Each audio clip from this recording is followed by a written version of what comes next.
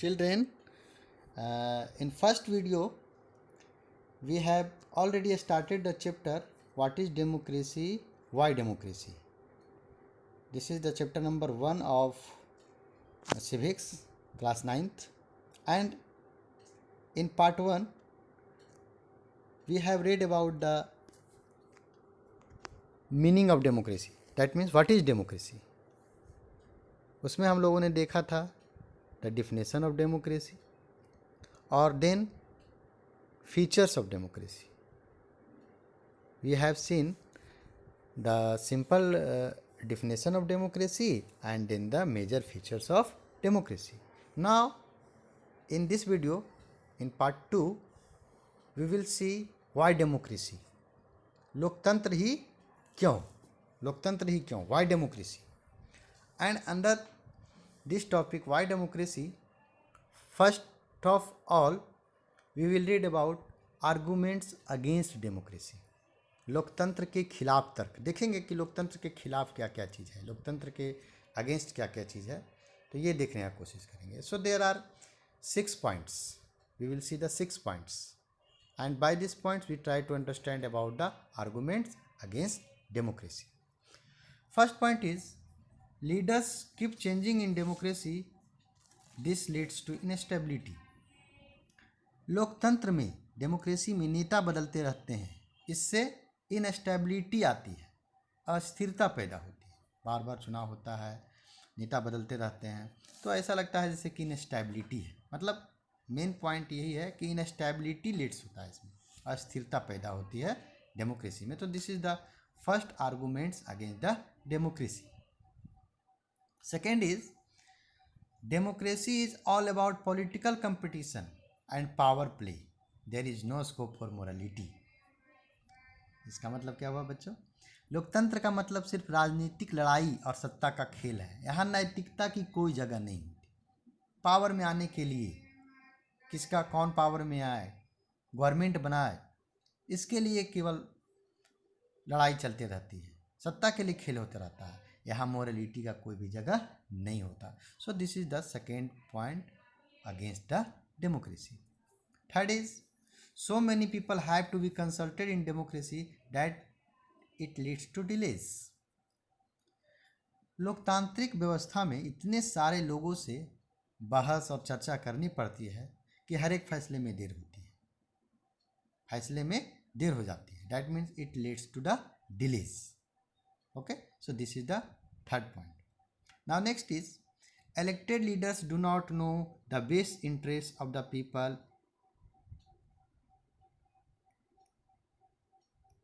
Interest of people, it leads to bad decision. चुने हुए नेताओं को लोगों के हितों का पता ही नहीं होता, इसके चलते खराब फैसले होते हैं. जो चुना हुआ नेता होता है उसको पूरा पता नहीं होता कि पीपल के फेवर में क्या करना है, पीपल के लिए क्या करना है, और जो फैसला लेते हैं वो फिर पीपल के हित में नहीं होता. So this is also the major point against the democracy. Next fifth is democracy leads to corruption for it is based on electoral competition. इसका मतलब हुआ कि लोकतंत्र में चुनावी लड़ाई महत्वपूर्ण और खर्चीली होती है, इसलिए इसमें भ्रष्टाचार होता है. करप्शन मीन्स एक तरह से आप बोल सकते हैं कि करप्शन बहुत ज़्यादा होता है. डेमोक्रेसी में करप्शन बहुत ज़्यादा होता है. चुनाव लड़ते हैं लीडर्स, चुनाव में बहुत पैसा इन्वेस्ट करते हैं, बहुत ज़्यादा पैसा खर्च करते हैं, और जीतना उनके लिए महत्वपूर्ण हो जाता है. इसीलिए भ्रष्टाचार को जन्म देता है एक तरह से लोकतंत्र. बोल सकते हैं कि जो लोकतंत्र में जो चुनाव लड़ाई होता है वो बहुत ही महत्वपूर्ण होता है, उसी से वो चुने जाएंगे और खर्च बहुत करते हैं, जिसके कारण भ्रष्टाचार की उत्पत्ति होती है.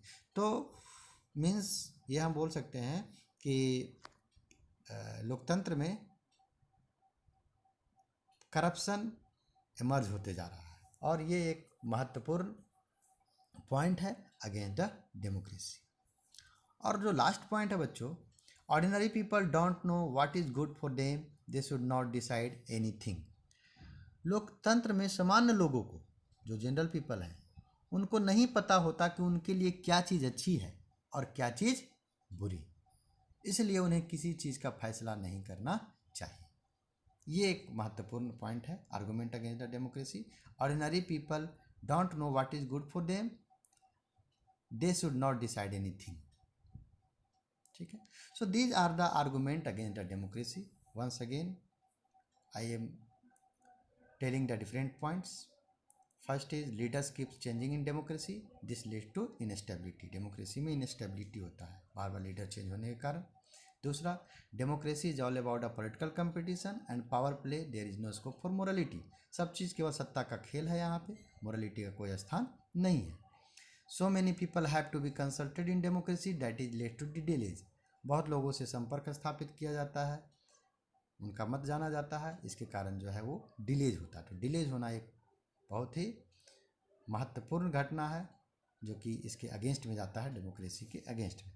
नेक्स्ट पॉइंट है, elected leaders do not know the best interest of the people, it leads to the bad decision. जो इलेक्टेड लीडर्स होते हैं वो पीपल के क्या पक्ष है, पीपल का क्या हित है, उसके बारे में पता ही नहीं होता उनको, इस कारण खराब फैसले होते हैं। और then the democracy led to the corruption, बहुत इंपॉर्टेंट पॉइंट है। डेमोक्रेसी में करप्शन होता है, क्यों? क्योंकि सब इलेक्टोरल कंपटीशन का बात है, लोकतंत्र चुनावी लड़ाई बहुत महत्वपूर्ण होता है, खर्च बहुत ज़्यादा होता है, तो ये भ्रष्टाचार को जन्म देता है। And last one is the ordinary people don't know what is good for them, they should not decide anything. सामान्य लोगों को पता ही नहीं था कि उनके लिए क्या चीज़ अच्छी है, इसलिए वो क्या चीज़ बुरी है, क्या चीज़ अच्छी है, उनको पता नहीं होता, इसलिए उन्हें किसी चीज़ का फैसला नहीं करना चाहिए। सो these points are the argument against the democracy, 6 points. Next, arguments for democracy, लोकतंत्र के पक्ष में तर्क। अब हम लोग देखेंगे कि लोकतंत्र जो गवर्नमेंट का एक फॉर्म है वो दूसरे फॉर्म के मुकाबले बेहतर कैसे है। जो अनदर फॉर्म ऑफ गवर्नमेंट है, हम लोग फॉर्म ऑफ गवर्नमेंट पढ़ चुके हैं, है ना, डेमोक्रेटिक फॉर्म ऑफ गवर्नमेंट और non democratic form of government. तो आखिर में डेमोक्रेटिक फॉर्म ऑफ गवर्नमेंट दूसरे फॉर्म ऑफ गवर्नमेंट से बेहतर क्यों है, उसके पक्ष में तर्क देंगे, लोकतंत्र के पक्ष में तर्क हम लोग देखेंगे। तो बच्चों, आर्गूमेंट फॉर डेमोक्रेसी के अंतर्गत पहला पॉइंट है, अ democratic government is a better government because it is more accountable form of government. लोकतांत्रिक शासन पद्धति दूसरों से बेहतर इसलिए है क्योंकि यह शासन का अधिक जवाबदेही वाला स्वरूप है।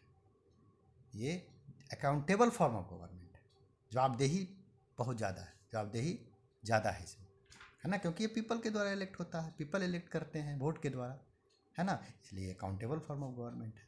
तो this is the first positive point of the democracy. Democracy का जो पॉजिटिव पॉइंट है, पक्ष में जो है, पहला पॉइंट ये है। दूसरा, democracy improves the quality of decision making. Democracy बेहतर निर्णय लेने की संभावना बढ़ाता है। डेमोक्रेसी बेहतर निर्णय लेने की संभावना को बढ़ाता है। डेमोक्रेसी में ही हम लोग अच्छा निर्णय हो इसकी संभावना ज़्यादा से ज़्यादा रहती है। Third is democracy provides a method to deal with differences and conflicts. लोकतंत्र मतभेदों और टकरावों को संभालने का तरीका उपलब्ध करवाता है। डेमोक्रेसी में बहुत अच्छे तरीके से डिफरेंसेस जो है, और अगर कभी कन्फ्लिक्ट अकर होता है तो उसका बहुत ही अच्छा सॉल्यूशन मिलता है। ऐसा डेमोक्रेसी में कम संभावना होता है कि मेजॉरिटी या माइनॉरिटी के बीच में कन्फ्लिक्ट हो। अगर कन्फ्लिक्ट हो भी गया तो फिर उसको जल्द से जल्द क्या कर लिया जाता है, सुलझा लिया जाता है। तो this is the third point. Next is democracy enhances the dignity of the citizens. Democracy क्या करता है, नागरिकों का सम्मान बढ़ाता है। नागरिक को लगता है जब डेमोक्रेटिक कंट्री रहता है वहाँ नागरिक का महत्व रहता है, वहाँ नागरिक को बहुत सारे अधिकार रहते हैं, गवर्नमेंट चुनने का अधिकार होता है, वोट देने का अधिकार होता है, और बहुत सारे फंडामेंटल राइट भी है ऑल्सो। सो लगता है जैसे कि उनका जो डिग्निटी है, उनका सम्मान जो है वो बढ़ रहा है। तो लोकतंत्र नागरिकों का सम्मान बढ़ाता है। This is the fourth point. And the last point is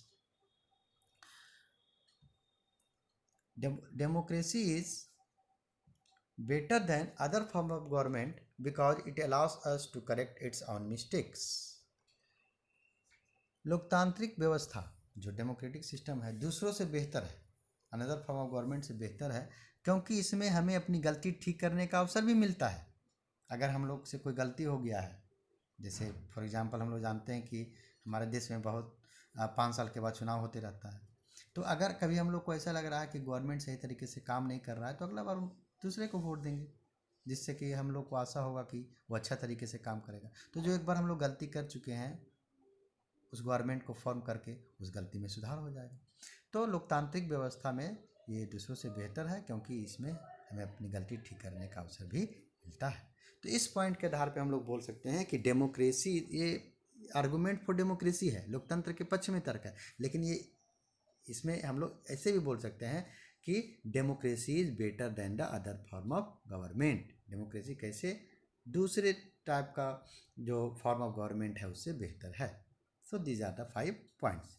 once again बच्चों, मैं बता दे रहा हूँ आपको points one by one. First, a democratic government is a better government because it is a more accountable form of government. Second, democracy improves the quality of decision making. Third, democracy provides a method to deal with differences and conflicts. Fourth, democracy enhances the dignity of citizens. And the fifth one is that democracy is better than the other form of government because it allows us to correct its own mistakes. So these are the 5 points by which we can say that democracy is better than the other form of government. Now children, the broader meaning of democracy. Democracy का broader meaning हम लोग जानेंगे। Broader meaning हम लोग जानने का प्रयास करेंगे। जो हम लोगों ने अभी पढ़ा, अभी हम लोगों ने 2 टॉपिक पढ़ लिया, एक व्हाट इज डेमोक्रेसी और एक वाई डेमोक्रेसी। ठीक है, तो आखिर में इस लोकतंत्र का बेहतर अर्थ क्या होता है? ठीक है बच्चों, जितना भी हम लोगों ने पढ़ा है उसके आधार पर जानने का हम लोग प्रयास करेंगे। On this chapter we understand the meaning of democracy in a limited and descriptive sense. इस चैप्टर में हमने लोकतंत्र की एक सीमित, लिमिटेड एवं डिस्क्रिप्टिव सेंस की चर्चा की है। बहुत ज़्यादा नहीं, एक लिमिटेड चर्चा ही की है, जितना हम लोग को चाहिए 9th क्लास में, जितना हम लोग को चाहिए है ना, उतना हम लोगों ने चर्चा की है। लेकिन डिस्क्रिप्टिव सेंस में चर्चा की है, सीमित है लेकिन डिस्क्रिप्टिव सेंस में हम लोगों ने चर्चा की है। We have understood democracy is a form of government. हमने डेमोक्रेसी एक फॉर्म ऑफ गवर्नमेंट है, इसके रूप में चर्चा की है कि 2 फॉर्म्स ऑफ गवर्नमेंट होता है, एक डेमोक्रेटिक गवर्नमेंट, एक नॉन डेमोक्रेटिक गवर्नमेंट। तो उसी के लिए हम लोगों ने चर्चा किया है, democracy is a form of government के रूप में इसको समझा है। Then the most common form that democracy takes in our times is that of the representative democracy. Most common form है डेमोक्रेसी का, और रिप्रेजेंटेटिव डेमोक्रेसी है ना। लोग बहुत ज़्यादा होते हैं, पॉपुलेशन बहुत ज़्यादा होता है, सब लोग तो निर्णय ले नहीं सकते हैं, तो हम लोग अपना रिप्रेजेंटेटिव चुन के भेजते हैं और वही डिसीजन मेकर्स होता है। ठीक है, so this is about the most common form that democracy takes in our times is that of a representative democracy. Next is, in the country we call democracy all the people do not rule. हम जिस देश में लोकतंत्र की बात करते हैं वहाँ सभी लोग शासन नहीं चलाते, सभी लोग शासन नहीं चला सकते हैं। वहाँ बहुत ज़्यादा पॉपुलेशन है, हमारे देश का पॉपुलेशन आप जान रहे हैं 130 करोड़ के आसपास। तो क्या सभी लोग वहाँ शासन चला सकते हैं क्या? नहीं। ठीक है, तो in the countries we call democracy all the people do not rule. Next is, a majority is allowed to take decision on behalf of all the people. अब चुनाव होता है, चुनाव में जिसको सबसे ज़्यादा सीट मिलता है, मतलब जिसको मेजोरिटी का वोट मिलता है, मेजोरिटी जिसको पसंद करते हैं, बहुमत का फैसला लेने का अधिकार होता है। बहुमत जिनके पास होता है, मेजोरिटी जिनके पास होता है, उनको फैसला लेने का अधिकार होता है और उनका ही गवर्नमेंट बनता है। जिनको ज़्यादा बहुमत आता है उनका ही गवर्नमेंट बनता है। And then even majority does not rule directly. और बहुमत भी स्वयं शासन नहीं करता है, हम लोग पहले भी इसका डिस्कस कर चुके हैं कि बहुमत भी स्वयं शासन नहीं करता है, बल्कि वो रिप्रेजेंटेटिव चुन के भेजता है। रिप्रेजेंटेटिव डेमोक्रेसी में रिप्रेजेंटेटिव चुन के भेजा जाता है और वो रिप्रेजेंटेटिव वहाँ जाते हैं और फिर गवर्नमेंट फॉर्म करते हैं और फिर फैसला होता है। Children, in democracy majority of people rule through their elected representative. Democracy में बहुमत स्वयं शासन नहीं करता है, बल्कि उनका चुना हुआ रिप्रेजेंटेटिव के द्वारा शासन होता है। वाह, क्यों ऐसा होता है? बहुमत खुद शासन नहीं कर सकता है, बल्कि उनका चुना हुआ रिप्रेजेंटेटिव द्वारा शासन होता है। इसको हम लोग समझने का प्रयास करेंगे क्यों। पहला पॉइंट है, modern democracies involve such a large number of people that it is a physically impossible for them to sit together and take a collective decision. Modern democracy में हम लोग जो देख रहे हैं अभी डेमोक्रेसी, उसमें इतने ज़्यादा लोग हैं, कंट्री का पॉपुलेशन रहता है, जैसे इंडिया में देख लो 130 करोड़ पॉपुलेशन है हम लोग का। तो क्या एक साथ बैठकर सामूहिक फैसला लेना संभव है? एक साथ बैठकर लोग सामूहिक फैसला ले सकते हैं? बिल्कुल नहीं। एक साथ बैठकर सामूहिक फैसला लेना संभव नहीं है। पहला पॉइंट तो यह है, इसलिए इलेक्टेड रिप्रेजेंटेटिव के द्वारा रूल होता है। The majority of people rule through their elected representative. Why? Because it is not possible, it is not physically possible to all the people of the country sit together and take a collective decision. एक साथ बैठकर सभी लोग सामूहिक फैसला लेना संभव नहीं है। और दूसरा पॉइंट है, even if they could, the citizen does not have the time, the desire और the skill to take part in all the decision. अगर ऐसा संभव भी हो जाए, चलो एक मिनट के लिए हम लोग मान लेते हैं कि सब लोग एक साथ बैठकर सामूहिक फैसला ले भी लें, मगर यह संभव ऐसा देखा गया है कि क्या सभी नागरिकों के पास समय है? हर एक फैसले में भाग लेने का उनके पास समय है? क्या सभी नागरिकों का इच्छा है कि हम लोग सब फैसले में भाग लें? क्या उनमें योग्यता है या उनमें कौशल है? बिल्कुल नहीं। So this is the second point. Even if they could, the citizen does not have the time, the desire or the skill to take part in all the decision. अगर यह संभव भी हो, पहला पॉइंट संभव भी हो, तब भी हर एक नागरिक के पास हर फैसले में भाग लेने का समय, इच्छा, योग्यता या कौशल नहीं होता है। तो दिस टू पॉइंट के द्वारा हम लोग बोल सकते हैं कि इलेक्टेड रिप्रेजेंटेटिव का ज़रूरत है ना, रिप्रेजेंटेटिव डेमोक्रेसी की ज़रूरत है, क्योंकि in democracy majority of people directly rule नहीं कर सकता है, बल्कि उनके द्वारा इलेक्टेड रिप्रेजेंटेटिव ही रूल कर सकते हैं। ठीक है बच्चों, तो इतना जो हम लोगों ने डिस्कस किया है, अभी हम लोगों ने जितना डिस्कस किया, उसके आधार पे एक गुड डेमोक्रेसी का क्या एम होना चाहिए, है ना। प्रश्न तो यही उठता है कि एक गुड डेमोक्रेसी का क्या एम होना चाहिए किसी कंट्री में, हमारे ही देश में एक गुड डेमोक्रेसी का क्या एम होना चाहिए। तो 2 पॉइंट हम लोग बोल सकते हैं कि ये गुड डेमोक्रेसी का एम होना चाहिए। पहला, true democracy will come to this country only when no one goes hungry to bed. True democracy तभी हमारे देश में आएगा या किसी भी देश में आएगा जहाँ की वास्तविक लोकतंत्र है, जिसमें किसी को भूखा पेट सोना नहीं पड़े, है ना। When no one goes hungry to bed, तभी जो है वो एक गुड डेमोक्रेसी का, एक ट्रू डेमोक्रेसी उस कंट्री में आ पाएगा, वास्तविक लोकतंत्र आ पाएगा। और दूसरा पॉइंट है, in a democracy even citizen must be able to play equal role in decision making. For this you don't need just an equal right to vote, every citizen need to have equal information, basic education, equal resources and lot of commitment. लोकतंत्र में प्रत्येक नागरिक को फैसला लेने में समान भूमिका निभानी चाहिए। प्रत्येक नागरिक को डिसीजन मेकिंग में समान भूमिका निभानी चाहिए, तभी लोकतंत्र वास्तविक लोकतंत्र कहला जाएगा, गुड डेमोक्रेसी कहलाएगा, ट्रू डेमोक्रेसी कहलाएगा। If every citizen must be able to play equal role in decision making. इसका मतलब ये डिसीजन मेकिंग मतलब क्या हुआ कि खाली हम लोग वोट कर दिए और अपना रिप्रेजेंटेटिव चुन लिए, तो ये हम लोग का जो है वो रोल इन डिसीजन मेकिंग सही तरीके से नहीं हुआ। For this you don't need just an equal right to vote, केवल इक्वल राइट टू वोट मिलने से ही नहीं हुआ, है ना। इसके लिए केवल राइट ही वोट भर की जरूरत नहीं है, बल्कि हर नागरिक को, जितने भी सिटीजन हैं उनको सूचना की समान उपलब्धता, इक्वल इंफॉर्मेशन, बेसिक एजुकेशन, बुनियादी शिक्षा, इक्वल रिसोर्सेस में equal share and a lot of commitment, और पक्की निष्ठा होनी चाहिए। ठीक है बच्चों, तो गुड डेमोक्रेसी में 2 पॉइंट हम लोगों ने देखा कि तभी गुड डेमोक्रेसी होगा, ट्रू डेमोक्रेसी होगा, जब कोई भी भूखा पेट सोना ना पड़े, किसी को भूखा पेट सोना ना पड़े।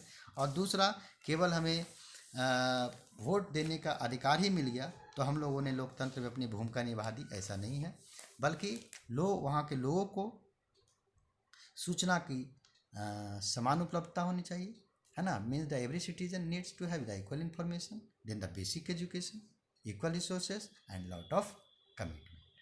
So this is about the good democracy or true democracy. So children, now we have read about the democracy.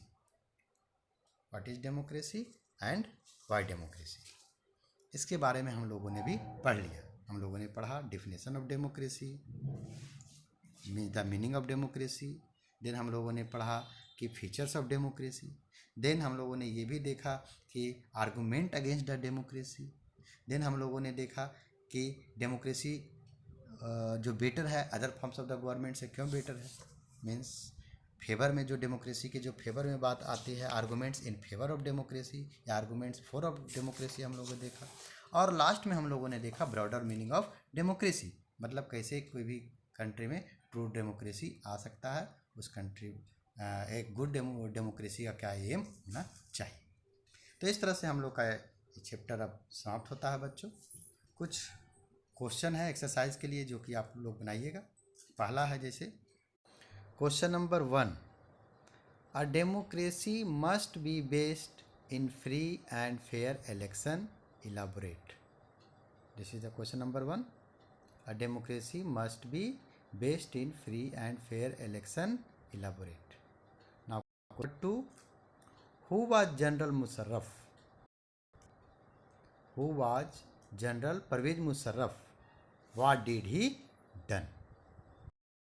Number 3, state the 4 basic features of a democracy. We have read about the major features of a democracy. So, state any 4. State the 4 basic features of a democracy. Now, question number 4. Mention 4 demerits of democracy. We have read about the arguments against the democracy, that is the demerit of democracy. So this is the question 4. Mention 4 demerit means argument against democracy. And the question number 5. Why is democracy considered the best form of government? Why is democracy considered the best form of government? Means arguments in favor of democracy. Right? So these are the 5 questions you have to solve. ये 5 question है बच्चों, इसे बनाइए, back exercise भी बनाइए, और आशा है कि आप लोग इस चैप्टर को बहुत अच्छे तरीके से समझ गए होंगे। ठीक है, ओके, थैंक यू।